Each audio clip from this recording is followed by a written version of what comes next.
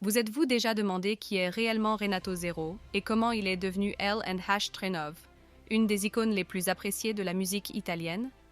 Ojard Trenov. Oui, je souhaite vous emmener découvrir la vie de cet artiste hors du commun, un personnage unique et charismatique, capable de briser les moules et de fasciner des générations entières par son talent et sa personnalité hors du commun. Renato Zero, né Renato Fiacchini, est né à Rome le 3 septembre 1950.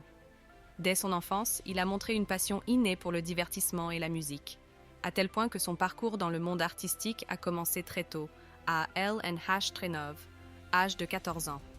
Dans un contexte social où El Trenov, apparence était encore fortement liée à des normes bien définies, Renato se distinguait par sa façon excentrique de S.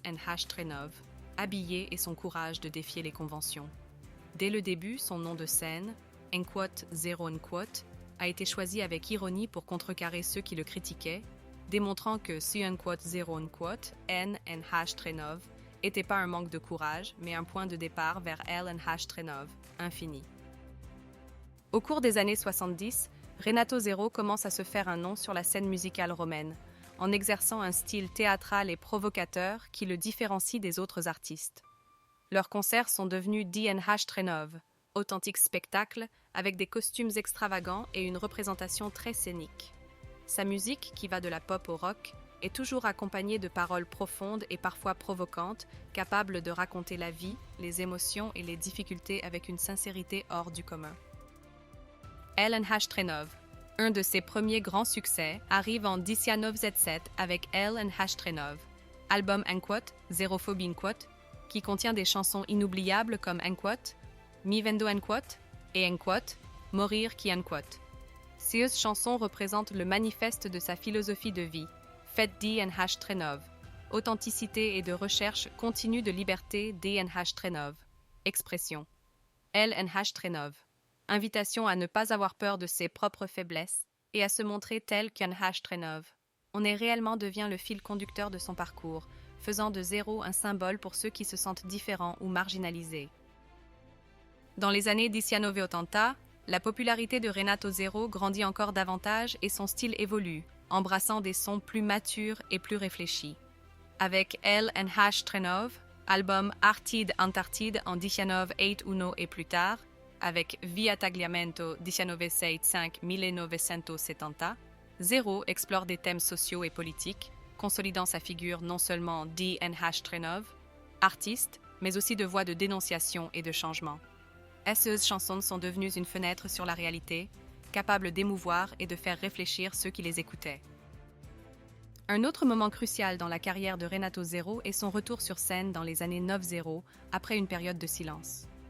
El Trenov, album Amore dopo Amore, publié en 1998, marque une renaissance musicale pour El Trenov, artiste et contient certaines des chansons les plus emblématiques de sa carrière, comme Cercami et I migliori della nostra vita.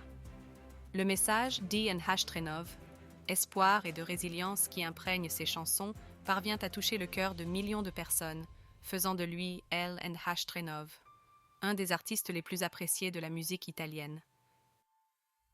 Mais Renato Zero Trenov et pas qu'un Trenov, un musicien. Si Trenov est un symbole de liberté, un artiste qui est Trenov, est toujours battu pour Trenov, exprimé sans compromis et qui est Trenov, est constamment réinventé, restant toujours fidèle à son identité.